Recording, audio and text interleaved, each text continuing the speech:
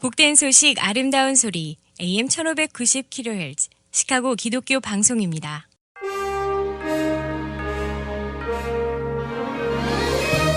여러분 안녕하십니까? 3월 19일 금요일 KCBS 헤드라인 뉴스입니다.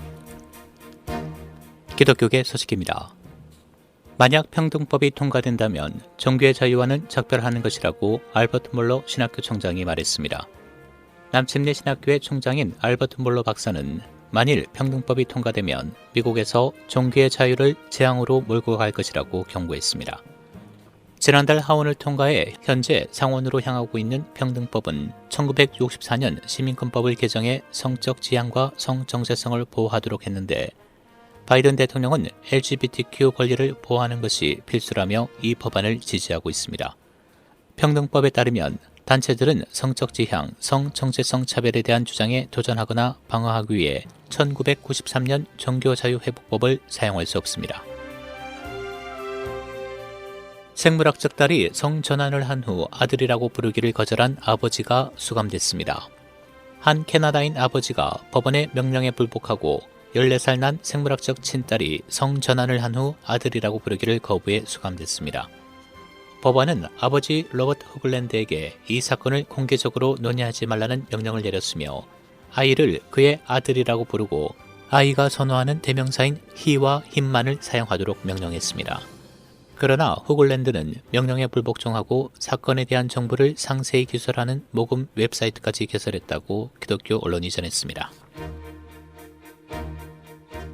세계 교계 지도자들은 동성결합 축복 금지 교황청 성명을 환영하고 있으나 유럽의 성직자들은 바티칸의 법령을 무시하고 동성결합을 축복할 것이라고 발표했습니다.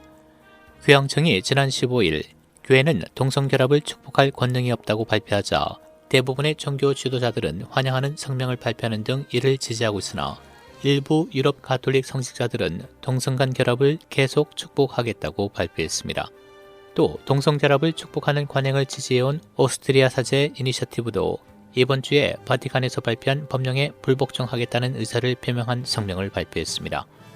사제그룹은 동성애 커플의 축복을 금지하려는 새로운 로마 법령에 깊은 충격을 받았다고 크리스천 포스트가 보도했습니다. 국내 로컬 소식입니다. 조 바이든 대통령은 어제 연설을 통해 행정부 출범 58일째인 19일 미국인에게 1억 회 백신 접종을 한다는 나의 목표를 달성한다는 것을 발표하게 돼 자랑스럽다라고 말했습니다. 바이든 대통령은 고위험군으로 꼽히는 65세 이상 연령층 가운데 65%가 최소 1차 백신을 맞았고 36%는 2차례 접종을 완료했다고 설명했습니다. 그러나 바이든 대통령은 낙관의 시간이긴 하지만 긴장을 늦출 때는 아니라며 모든 미국인이 자신의 몫을 해주길 바란다고 당부했습니다. 미국은 현재 하루 평균 220만 회분의 백신을 접종하고 있으며 이 같은 속도가 백신 공급량 증가와 맞물려 이달 말 크게 늘어날 가능성이 크다고 언론은 내다봤습니다. 바이든 행정부는 어제 멕시코와 캐나다에 에스트라제네카 백신 400만 회분을 대여 형식으로 전달할 계획이라고 밝혔습니다. 정부는 백신을 나눠야 한다는 외부의 압박이 갈수록 거세지는 가운데 내부적 목표를 달성하는 시점에 맞춰 에스트라제네카 백신 공유를 결정한 것으로 보입니다. 멕시코와 캐나다는 연말경 백신으로 갚을 예정이라고 언론이 보도했습니다. 애틀란타 연쇄 총격 사건의 희생자들을 기리기 위한 추모 물결이 이어지고 있습니다. 언론 등에 따르면 워싱턴 DC와 뉴욕, 피닉스, 필라델피아 등지에서 주민들이 거리로 나와 아시아계를 겨냥한 인종차별 범죄를 규탄하며 촛불을 들고 희생자들을 애도했습니다. 조 바이든 대통령도 희생자를 위해 조기 개항을 지시했습니다. 이에 따라 오는 22일 일몰 때까지 미 전역에서 백악관을 비롯한 관공서, 군기지 등이 조기를 개항합니다. 조 바이든 행정부 출범 이후 미중 간 고위급 회담이 어제 알래스카에서 시작하면서 설전이 이어졌습니다. 언론 등에 따르면 토니 블링컨 국무장관은 어제 알래스카 앵커리지에서 열린 고위급 회담 발언에서 더 폭력적이고 불안한 세계를 거론하며 중국의 국제규범과 질서 존중을 촉구했습니다. 중국 측은 미국이 자국의 이미지를 바꾸고 세계의 다른 나라에 자신들 고유의 민주주의를 전진시키는 일을 그만두는 게 중요하다라고 발언했습니다. 이날 회담에는 블링컨 장관을 비롯해 제이크 설리번 국가안보 보좌관, 중국 측에는 양제츠 외교 담당과 왕이 외교부장이 참석했습니다. 이날 회담에는 또 중국이 민감하게 여기는 홍콩과 대만, 신장 문제도 거론됐습니다. 프리츠커 주지사 사무실 대변인은 일리노이주가 완전히 재개할 수 있는 5단계가 빠르면 5월에 올 수 있다고 말했습니다. 단 예방접종이 계속되고 확진 사례가 꾸준히 유지되거나 감소할 경우에 한해서라고 덧붙였습니다.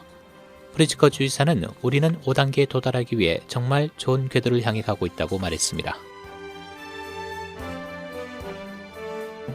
프리츠커 주지사는 어제 4월 12일부터 코비드 백신 접종 대상을 시카고시를 제외한 16세 이상의 모든 일리노이 주민들로 확대될 것이라고 말했습니다. 한편 시카고는 3월 29일에 계획된 대로 원시 단계에 진입해 코로나 바이러스 백신 접종 대상을 기저 건강 상태가 있는 사람들과 좀 더 필수 근로자를 포함하도록 확대할 것이라고 밝혔습니다. 월그린은 웹사이트에서 코비드 백신 예약의 기술적 결함에 대해 온라인 예약 등록 프로세스에 문제가 있다며 다시 사과했습니다. 일리노이주 보건당국은 어제 2,325건의 신규 확진 사례와 34명의 추가 사망과 함께 지난 24시간 동안 9만 1,000건 이상의 백신이 투여됐다고 밝혔습니다. 현재 주 누적 확진자는 121만 6,090명, 누적 사망자는 23,287명을 기록하고 있습니다. 주 7일 평균 양성률은 현재 2.4%로 전날보다 약간 증가했습니다.